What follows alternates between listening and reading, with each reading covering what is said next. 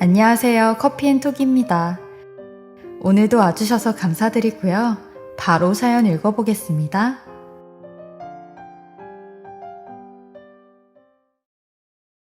안녕하세요. 저는 아주 평범한 여자이고 얼마 남지 않은 2020년도가 지나면 46살이 되는 이젠 빼도 박도 못한 40대 중반인 사람이에요. 저는 정말 40평생 살면서 제가 지극히 평범한 사람이라 생각을 하며 살았거든요. 사실 누군가는 평범하게 사는 게 제일 어렵다고 하잖아요. 근데 저는 아니었어요. 무난한 남편 만나 무난한 결혼 생활을 하였고 아이까지 문제없이 낳았거든요. 그래서 인생이 크게 어려웠던 적은 없었습니다. 그 흔한 시집살이도 저는 시어머니가 안 계셔서 겪어보지 못했는데 주변에선 그것도 복이라고 하더라고요. 저희 남편도 시어머니 얼굴을 한 번도 보지 못하고 커왔는데 시어머니는 남편이 아주 어렸을 때 당뇨로 돌아가셨다고 했어요.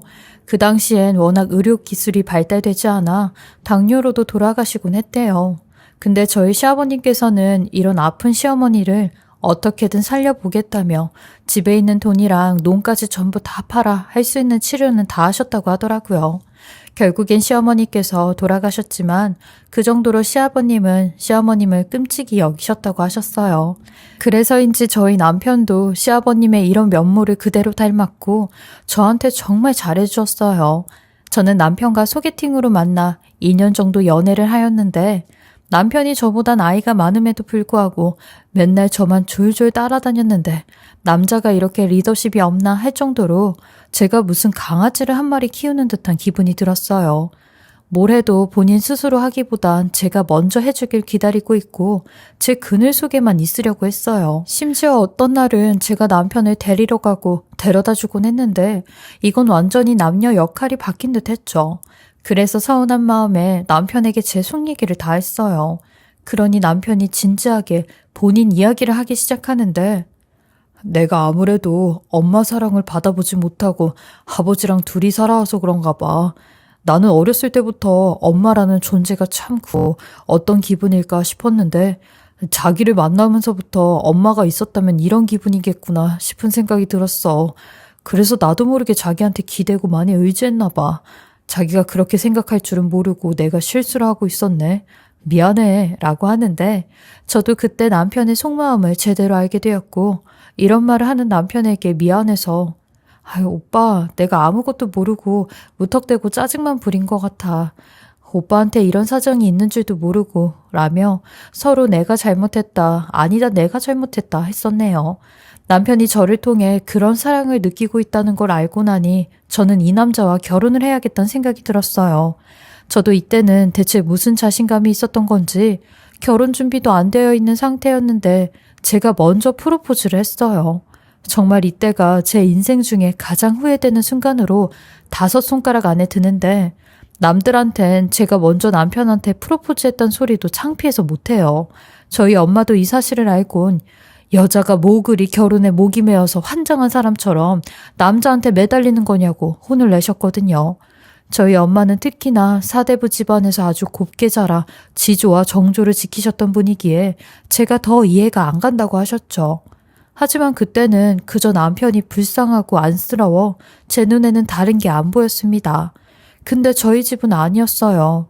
가뜩이나 제가 위로 언니만 둘이 있어 형부가 2명이나 있었는데 둘 다 성격이 저희 남편과는 맞지 않았거든요. 그러니 저희 형부들과 코드가 잘 맞는 아버지는 이런 막내 사이를 별로 달가워하지 않았죠. 사내놈이 사내놈 같지 않게 여자 뒤에 숨어 이리 빼고 저리 빼고 있다며 맨날 저만 찾는다고 혀를 끌끌 차셨어요. 그러면 남편은 또 혼자 풀이 죽어 저쪽 거실 끝에 앉아 형부들이랑 아빠랑 어울리지도 못하고 멀찌감치 TV만 보고 있는데 저는 또 내 남편이 저러고 있으니 그 모습이 안쓰러워 남편을 잡아 끌며 그래도 나는 내 남편이 최고라고 푼수를 떨었어요. 아무리 당신네들이 내 남편이 마음에 안 든다고 해도 내가 같이 사는 거지 당신네들이 같이 사는 건 아니니까 내 남편 미워하지 말라고 했네요. 남편도 그런 절 보며 씩 웃어주는데 그날 집에 와서 제게 너무 든든하다고 하더라고요. 마치 학교에서 괴롭힘을 당하고 있을 때 엄마가 찾아와서 동급생들을 혼내준 그런 기분이 들었다고 하는데 어찌됐건 저는 아빠랑 형부들의 지나친 태도 때문에 미안하다고 했어요. 그러니 남편도 아버님하고 형님들이 농담 삼아 한 소리인지 다 안다며 이해한다고 했죠. 그리고 나중엔 저희 집에서도 별로 남편을 신경 쓰지 않았는데 초반에야 아빠랑 형부들이 우리 식구 만든다고 남편에게 술도 권하고 등산이나 낚시도 가자고 한 거였는데 남편이 워낙 그런 취향이 아니니까 그것도 몇 번 말하다가 말았죠. 근데 또 나이가 드니까 남편도 산이나 낚시에 취미가 붙어 일주일에 한 번은 꼭 산이고 바다고 밖으로 취미 활동을 하러 다녔어요. 나이가 드니까 취향도 변하나 보다 싶었죠. 저희 부부도 그만큼 15년을 넘게 살면서 문제될 것 없이 나름 금슬 좋다는 말을 들으며 살아왔는데 15년 만에 이 평화가 산산조각이 나버린 사건이 하나 생기게 되었습니다. 저밖에 모르던 남편이 등산 동호회에서 어떤 여자와 바람을 피우게 되었는데 발각이 된 것도 얼마나 창피스럽게 발각이 되었는지 남편이 밖에서 그 여자와 둘이 데이트를 하다가 어떤 남자와 시비가 붙었는데 문제는 그 시비 붙은 남자가 제 지인의 남편이었던 겁니다. 그래서 제 지인이 본인 남편을 말리러 왔다가 제 남편을 보고 만 거죠. 남편도 제 지인을 보자마자 그대로 주랭랑을 쳤다는데 그것도 그 여자만 두고 지 혼자 도망을 쳤대요. 게다가 남편 놈은 그 여자랑 부부 행세까지 하며 왜 내 와이프한테 말을 그딴 식으로 하냐며 혼 좀 나볼 테냐고 소리까지 쳤다는데 정말 이런 개망신이 어디 있는지 몰랐어요. 정말 쥐구멍이라도 있으면 숨고 싶을 정도였죠. 게다가 이 소문이 퍼지면 저희 큰아들한테도 엄청난 악영향을 끼쳤던 게 그 지인이 저희 큰아들 학교 친구 엄마였어요. 그러니 행여나 소문이라도 나면 저희 아들이 학교 생활이고 뭐고 나중에 중고등학교를 가도 꼬리표처럼 따라다닐 텐데 정말 노심초사하게 생겼더라고요. 그 동네를 떠나지 않는 이상 평생 아들 뒤에서 쑥덕거릴 텐데 아니 애비라는 인간은 하필 걸려도 왜 아들 친구 엄마한테 걸리는지 그 소리를 듣자마자 남편에게 전화를 걸었는데 제 전화는 받지도 않더라고요. 그리고 남편이 퇴근해 집에 올 때까지 저는 집에 불도 안 켜고 거실 한가운데 앉아서 현관문을 바라보고 있었어요. 그러니 남편 놈도 집에 들어와 불을 켜자마자 절 보더니 아주 기절초풍을 하는데 저는 그런 남편 놈에게 평상시 산에 입고 다니는 등산복들을 전부 다 집어던지며 이거 직접 당신 손으로 찢어서 버려 라고 했어요. 그러니 남편은 갑자기 왜 그러냐며 아주 당황한 척 쇼를 하기 시작하는데 그 모습에 더 열이 받았어요. 당장이라도 제 앞에 와서 무릎을 꿇고 잘못했다고 하기도 모자랄 판에 저렇게 모르는 척하는 모습이 더 구역질이 났거든요. 저는 그런 남편 놈을 향해 연기하지 마. 어디서 되도 안 되는 연기를 하고 있어. 당신 우연히 엄마랑 엊그저께 주말에 마주쳤다며. 근데 당신 나 말고 딴 와이프가 있다고 하던데 누구야? 같이 등산복도 커플로 맞춰 입고 있었다던데 어떤 년이냐고 라며 똑바로 말하라고 하니 그제서야 제 앞으로 다가와 여보 정말 실수였어. 내가 눈이 어떻게 좀 됐었나 봐. 진짜로 당신도 잘 알잖아. 나는 당신밖에 없다는 거. 내가 정말로 잘못했으니까 제발 한 번만 봐주면 안 돼?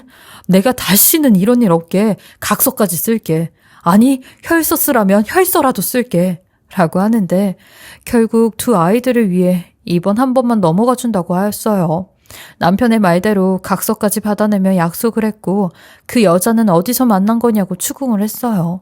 등산 동호회에서 만났냐고 하니 만난 건 우연히 회사 근처 식당에서 만났다가 그 여자가 등산을 좋아해 같이 동호회에 든 거라고 하는데 들으면 들을수록 열이 받아 남편에게 신경질만 냈네요. 어차피 이 인간이랑 계속 살 거라 생각하니 일을 더 이상 크게 만들지 않으려고 저 혼자 삭히고 또 삭혔습니다. 한동안은 그 인간 얼굴 쳐다보는 것도 아주 열이 받아 밥도 안 차려주고 사람 취급도 안 했는데 남편은 제가 그럴수록 더 잘해주고 제 눈치를 보며 저한테 잘해주는 듯 했으나 이 각서의 약속은 그리 오래가지 않고 몇 년 만에 또 일이 터지게 되었습니다. 2년 전 남편이 또 그 여자를 만나고 있다는 걸 심증으로 알게 된 어느 날 남편이 아주 거하게 술에 취해 안 하던 짓을 하며 누군가의 이름을 부르고 그 사람을 찾고 있는데 평상시 같으면 아무리 술에 취해도 그냥 조용히 들어와 옷까지 다 정리하곤 잠에 드는데 그날따라 집 현관문을 있는 대로 세차게 닫으며 내 사랑 박말자 진짜로 보고 싶다 라는 소리를 치며 술만 마시면 박말자라는 사람을 찾는 겁니다. 그리고 술에 깨면 자기는 모르는 일이라 단정을 지어버리는데 술에 취한 모습을 동영상으로 찍어 다음날 보여줘도 여보, 나는 생각이 안 난다니까. 박말자라는 사람은 내 주변에 있지도 않는 사람인데 원래 법에도 만취자는 심신미약자로 보는 거 몰라? 라며 웃고 넘어가는데 저는 그냥 웃고 넘길 수가 없어. 매일매일 남편에게 사실대로 얘기하라고 아직도 그 여자 만나고 다니는 거냐며 물고 늘어졌어요. 그럴수록 저는 남편과 싸우는 날이 많아졌고 매일매일 큰 소리가 안 난 적이 없었어요. 그러니 남편이 제게 도저히 안 되겠다며 잠시 시간을 갖자고 별거 선언을 하는 겁니다. 억울하면 제가 더 억울하고 분통이 터지는데 남편은 나 너무 억울해. 술김에 여자 이름 얘기했다고 당신 지금 이러는 거 병이야. 정신병이라고. 당신 혹시 을부증 있는 거 아니야? 우리 둘 다 이렇게 살면 서로 힘들고 이혼밖에 더 안 할 것 같으니까 일단은 잠깐 떨어져 지내자. 이것도 한 대안일 수도 있으니까 너무 서운해하지 말고. 라며 다음날 진짜 본인 짐을 싸서 집을 나가버리는데 저는 저 말이 저랑 이혼을 하고 싶지 않아 별거를 한다고 하는 게 아니라 대놓고 바람을 피울 테니까 따로 살자고 하는 행동처럼 보였어요. 그리고 혹여나 이혼을 한다고 해도 그때까지 바람 피우는 걸 안 걸리게 하려고 숨기는 행동 같았죠. 저렇게 뻔뻔하게 나오는 남편을 보니 더 어이가 없고 이가 갈렸어요. 정말 가만히 있다간 벼랑간 이혼을 당할 수도 있겠다는 생각마저 들었고 제가 먼저 물증을 잡고 증거를 잡아야겠다는 마음에 남편을 미행하기로 마음을 먹었습니다. 혹여나 제가 미행을 하고 다니면 얼마 못 가 들켜버릴까봐 이혼 전문 카페에 가입을 해 심부름 해주는 곳에서 사람을 썼어요. 그리고 남편의 진짜 모습을 알아보기로 마음을 먹었죠.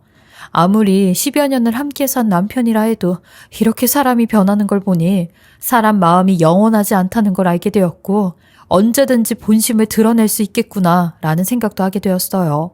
남편이 뭘 생각하고 있는지 그 속내가 얼마나 더럽고 썩었는지 한 달 반이 지난 후에 알 수가 있었네요. 처음엔 심부름해주는 곳에서 남편이 어느 오피스텔에 있는지 하루 일과는 어떻게 되는지 알려주었는데 저랑 살 때랑 다른 건 별로 없었어요. 매일 출근하고 퇴근하고 집에 들어오는 그런 일상이었고 되려 저랑 별거를 하면서 술은 많이 안 먹는 것 같은 게 바로바로 퇴근을 해서 집에 들어가더라고요. 한 일주일은 이런 똑같은 일상이 반복이 되길래 정말 내가 괜한 오해를 해서 남편을 힘들게 했나 라는 생각도 들었어요. 어쩌면 남편이 진짜로 원했던 게 휴식이고 피난처였을까? 라는 마음이 들어 미안하기도 했죠. 그렇게 일주일 동안은 아무런 의심 없이 잘 지나갔는데 일주일 후 심부름센터에서 연락이 왔어요. 오늘 남편의 오피스텔에 어떤 여자가 방문을 했다는 연락이었죠. 그 말에 가슴이 철렁 내려앉았어요. 지금부터 시작이구나 싶은 생각에 누구냐고 하니 되려 상대방이 절 안심시키며 사모님, 근데 걱정하지 않으셔도 되세요. 연세가 지긋한 분이셨는데 아마 남편분 어머니인 것 같더라고요. 라는 말에 시어머니는 돌아가신 지 오래됐다고 하니 그럼 남편분이 집안일 도와주시는 분을 고용하셨나 봐요. 요즘 그런 거 잘 되어 있어서 혼자 사는 사람들은 일주일에 한 번씩 청소업체에서 일하시는 분들 고용하고 그러거든요. 라는 말에 속으로 별걸 다 한다 싶었어요. 그 조그만한 오피스텔 치우기도 귀찮아 청소해주는 사람까지 고용을 하는구나 싶었죠. 근데 한 가지 좀 마음에 걸렸던 건 이분이 일주일에 한 번씩 오시는 게 아니라 매일같이 남편의 오피스텔에 왔다는 거였어요. 일단 심부름 센터에서는 그분도 사진으로 찍어 보내드린다고 얼굴을 한번 보라고 하는데 제가 전혀 알지 못하는 얼굴이었어요. 그렇게 한 달 반 정도가 지났는데 그 전이랑 별 다른 점이 없어 일단은 심부름 센터에 맡긴 의뢰는 취소를 하고 제 눈으로 직접 봐야겠다 생각을 했어요. 왜 여자의 직감이라고 뭔가 찝찝한 게 있는데 드러나지 않은 듯한 그런 기분이 들었거든요. 그래서 저는 하면 안 되는 짓까지 하게 되었는데 주거 침입이고 뭐고 남편의 오피스텔에 제가 직접 들어가서 그 안을 확인해 봐야겠다는 생각이 들었던 거죠. 마침 또 남편이 여름 휴가로 여수에 혼자 여행을 갔다 온다는 걸 저희 애들을 통해 알게 되었어요. 남편이 애들하고는 계속 연락을 했었거든요. 그래서 그때 남편 오피스텔에 몰래 들어가기로 마음을 먹었고 매일 심부름 센터 직원이 보내준 사진 속 그 오피스텔에 도착을 하였어요. 제가 남편한테 심부름 직원까지 붙인 건 남편도 모르고 있었기에 오피스텔 집 비밀번호는 저희 집 비밀번호랑 똑같아 집 안으로는 쉽게 들어갈 수 있었죠. 그리고 들어간 곳엔 아주 깨끗하게 정리가 되어 있는 집안 풍경을 볼 수 있었는데 저는 제일 먼저 화장실에 들어가 칫솔 개수부터 확인을 했어요. 그러니 역시나 분홍색 칫솔 1개, 파랑색 칫솔 1개가 꽂아져 있더라고요. 그리고 곳곳엔 여자가 쓰는 물건들이 눈에 보였는데 저는 대체 이해가 가질 않았어요. 1달 반 동안이나 심부름 직원까지 고용을 해서 남편을 미행했는데 저한테 들키지 않고 어떻게 여자를 만나고 있었던 걸까 도통 알 수가 없었죠. 혹시 이 옆집에 그 여자가 사는 걸까? 아니면 아랫집에 사는 걸까? 라는 오만 가지 생각을 하고 있던 그때 갑자기 비밀번호 누르는 소리가 들려오는데 저는 아차 싶어 그대로 방이 하나 딸린 침실로 들어가 장롱에 몸을 숨겼어요. 신발은 몸에 품고 핸드폰은 무음으로 해놓은 다음 동영상 녹화 버튼을 눌러 밖에서 벌어지는 걸 녹화하려고 준비를 하고 있었죠. 근데 누군가가 아이고 라는 신음소리와 함께 허리를 두들기며 집으로 들어오는데 집에 청소를 해주시는 여사님이 오셨나 보다 싶었어요. 유일하게 남편의 오피스텔에 들락날락 하시는 분이었으니까요. 근데 그분은 오자마자 남편의 침실로 들어와 침대에 대자로 눕더니 어디론가 전화를 걸기 시작하는 겁니다. 그리곤 자기야, 나 지금 집에 들어왔는데 자기 언제 들어올 거야? 그래, 우리 다시 시작해보자. 내가 자기가 말한 그 제안 그거 들어줄게.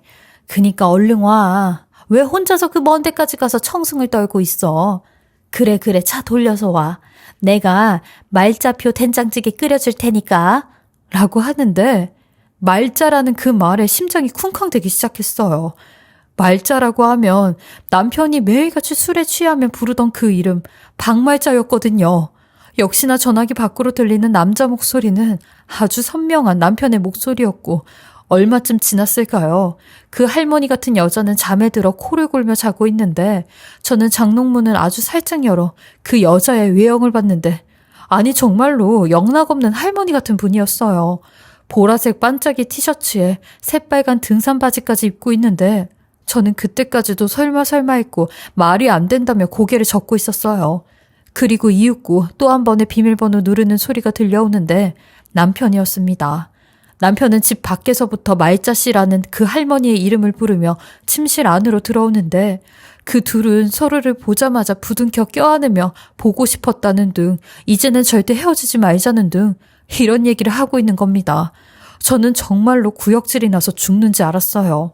아니 어떻게 하다 자기보다 10살이 좋게 넘어 보이는 그 여자랑 바람이 났는지 기가 차서 말문이 턱턱 막히는 그런 상황이었죠. 근데 제가 더 기가 찼던 건 글쎄 남편이 그 할머니에게 말했던 제안이었어요.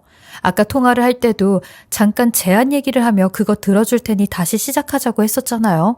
그래서 저도 기억은 하고 있었는데 남편이 그 할머니를 품에서 떼어내며 말자씨, 그럼 우리 이제 헤어지는 거 없이 주말에는 내 남편이 되어준다는 거지? 사실 나는 가정이 있고 애들도 아직 어려서 아직까지는 아빠로서 가장으로서 역할은 해야 해. 그리고 저번에도 말했다시피 나는 말자씨도 너무 사랑하는데 아직은 와이프도 사랑해서 와이프랑 이혼은 못할 것 같아. 그러니까 이해심 넓은 엄마 같은 말자씨가 나 좀 이해 좀 해줘.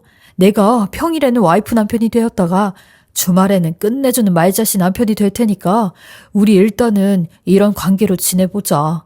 내가 주말엔 어떻게 해서든 와이프한테 말 지원해서 집 밖으로 나올 테니까 우리 예전처럼 등산도 다니고 꽃구경, 단풍 구경도 다니자. 라며 사랑한다는 말과 함께 남편이 그 할머니를 끌어왔는데 그 할머니도 알겠다며 나도 살면 얼마나 더 산다고 당신 같은 영계랑 연애를 하는 것도 어딘데 내가 너무 욕심을 부렸던 것 같다며 평일에는 그 여자의 남편으로 살라고 허락해준다는 말을 하는 겁니다. 그 말에 저는 더 이상 참을 수가 없어 장롱 문을 있는 대로 후려찼고 그 소리에 두 사람은 질겁을 하며 비명까지 지르기 시작하더라고요. 그리고 그 안에 있는 절 보곤 거의 사색을 하는 남편놈에게 다가가 이게 다 뭔 개소리냐고 했어요. 지금 이런 할머니랑 바람을 피는 것도 혈압이 오르는데 두 사람을 다 사랑한다는 게 뭔 소리냐고 난리를 쳤죠. 그러니 그 할머니는 저를 있는 대로 노려보며 저기 애 엄마, 나 아직 할머니 아니야. 나 지금 67세밖에 안 됐다고 라는 말을 하는데 그 할머니도 제정신이 아닌 것 같았죠. 그 말에 저도 당신 자식들은 엄마가 본인 나이 또래 남자 만나고 다니는 거 알고나 있냐고 했어요. 그러니 아무 소리도 못하며 고개만 숙이고 있는데 저는 그 사람한테도 상간녀 소송할 테니 알아서 하라고 했네요. 그렇게 당당하고 떳떳하면 법원에서 보자고 했죠. 그러니 그제서야 사실은 손주가 5명이 있는 할머니 맞다며 제발 소송만은 하지 말아달라고 하는데 이 나이 먹고 쪽팔려서 어떻게 상간녀로 법원에 가냐고 하더라고요. 그래서 저도 그랬어요. 쪽팔린 거 아시는 분이 이러고 10살 넘게 차이 나는 남자랑 몇 년째 만나고 다니세요? 라고요. 그러니 남편은 제 팔을 붙잡으며 자기야, 내가 자기한테도 결혼하기 전에 말했잖아. 나는 엄마 사랑을 못 받고 자라서 항상 엄마 사랑이 고팠다고. 그래서 이 여자를 만나게 된 거야. 나는 불륜 아니야. 나는 단지 사랑을 원해서 그런 거였다니까. 라는 개코 같지 않는 소리를 짓거리는데 그런 남편놈에게 불륜을 모성애로 포장하지 말라고 했네요. 너는 모성애고 나발이고 그냥 여자가 좋아서 바람을 피운 거 아니냐고 했죠. 할 변명이 없어서 나이 많은 저 할머니가 엄마 같아서 만났다고 하냐며 이유도 가지가지라고 코에 걸면 코걸이 귀에 걸면 귀걸이냐고 했네요. 나는 이 증거 가지고 당장 니네들 소송할 테니 그렇게 하려고 했고 어차피 별거 생활한 거 잘 됐다며 이대로 쭉 이혼까지 가자고 했어요. 내 집에 발 하나 들일 생각도 하지 말라고 했어요. 그리고 집에 가서 애들한테도 아빠랑 연락하지 말라고 신신당부를 했어요. 남편놈이 뱀의 혀로 애들까지 어떻게 구슬릴지 모르는 상황이었기에 양육권은 어떻게든 제가 가지고 와야 해서 남편과의 연락도 차단을 시켜버렸습니다. 그리고 소송하기 전부터 남편은 제 직장까지 찾아와 무릎을 꿇으며 사람들 많은 곳에서 생쇼를 하고 있는데 저는 그런 남편놈에게 네가 이러면 이럴수록 법정에서는 불리하게 작용하니까 그것만 알고 있으라고 했네요. 그리고 그 할머니는 딸이라는 여자와 둘이 같이 찾아와 저한테 소송은 한 번만 다시 생각해달라며 빌기 시작하는데 알고 보니 그 할머니 그 전에도 상간녀 소송을 한 번 당한 적이 있는 전적이 화려한 할머니더라고요. 그래서 이번에 저한테까지 소송을 당하게 되면 본인 남편한테 재산 한 푼도 못 받고 쫓겨난다고 하는데 저는 들은 척도 안 하고 위자료 준비나 제대로 해놓으라고 했습니다. 그렇게 7개월간의 소송 끝에 저는 이혼을 하게 되었는데요. 남편이 이리 감추고 저리 감췄던 아주 지저분한 유책사유 덕에 위자료 3천만 원까지 받아내며 승소를 하였고 반반 재산분할과 양육권까지 다 가지고 올 수 있었습니다. 그리고 그 할머니에게도 상간녀 소송하여 2천만 원 위자료 받아내었고요. 이 할머니는 제게 위자료 주면서도 내가 주는 더러운 돈으로 얼마나 잘 사는지 본다는데 저도 그 할머니한테 간통죄만 있었어도 당신은 나이 먹고 철창 신세 지는 거야. 이 선에서 끝난 걸 다행으로 여겨. 그리고 당신이 준 이 더러운 돈으로 나는 아주 호의호식하는 데 쓸 거야. 걱정 마. 당신은 당신 걱정이나 해. 재산도 한 푼 못 받고 쫓겨나는 주제에 뭐 그렇게 목을 뻣뻣이 세우고 있어? 라고 했네요. 그렇게 저는 남편놈과의 결혼 생을 끝냈습니다. 이제와 생각해보면 엄마 사랑을 받지 못했던 남편이 불쌍했던 게 다 그렇게 보여주기 위한 하나의 수단이 아니었나? 라는 생각에 아무것도 모르고 남편만 감싸왔던 제 자신이 한심하고 후회스러웠어요. 그 전에 남편이 불륜으로 한번 걸렸을 때 그때 정리를 했었어야 했는데 그것도 미련했다 생각이 드네요. 하지만 이미 지나간 과거는 과거일 뿐 이제부터라도 잘 살아야겠다는 다짐을 하게 되었어요. 제 긴 글 읽어주시고 들어주셔서 감사하고요. 다들 얼마 남지 않은 2020년도 잘 보내시고 다가올 새해 준비 잘 하시며 항상 건강하시고 행복하시길 바라겠습니다. 지금까지 커피앤톡이었습니다. 오늘도 끝까지 함께 해주셔서 감사하고요. 저는 다음 영상으로 또 찾아뵙겠습니다.